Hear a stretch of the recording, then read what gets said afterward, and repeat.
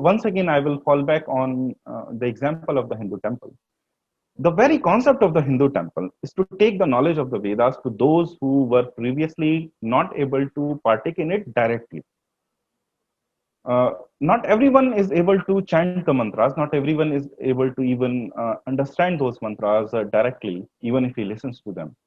And so, the very purpose of the Hindu temple, it is quoted at many places, is to let those communities which were Hidayatu, which were not able to directly partake the knowledge of the Vedas. Because here, just like in a Yajna, you invoke a deity, invoke a devta. In a temple, the murti is there in the garbhagriha, the vigraha is there in the garbhagriha. And when the priest invokes, when the priest officiates between the devotee and the deity, uh, I'll just explain the scene here that a devotee goes to the temple, he stands in the mandapam, just at the boundary of the antaral.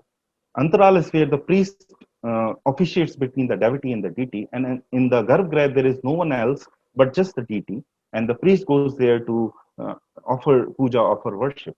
And when he invokes, the murti actually becomes the deity, actually becomes the devta.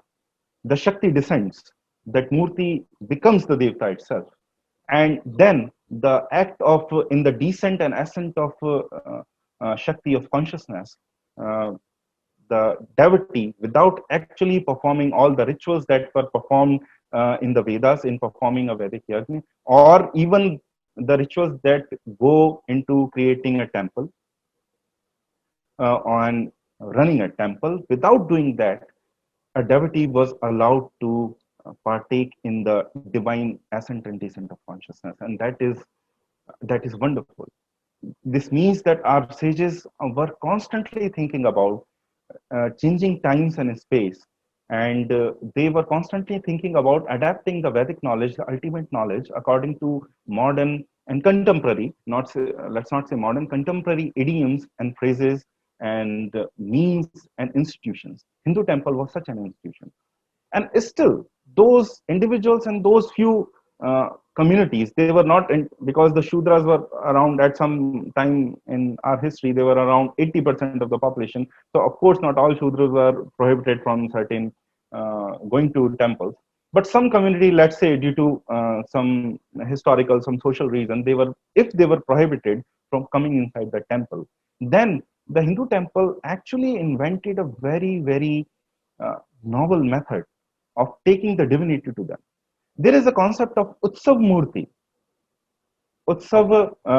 in a temple. The Utsav Murti is a metal Murti of the same deity which is Virajman, which resides in the Garbhagriha.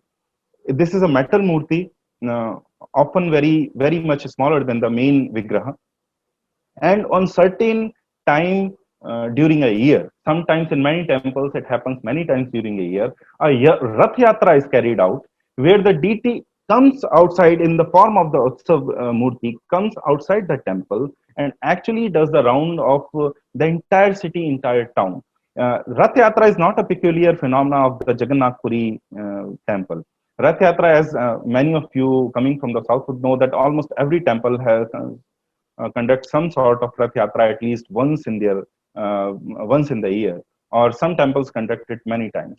So once or twice or many times a year, the Devta actually comes out of the temple to give darshan to those few unfortunates who could not have darshan the rest of the year.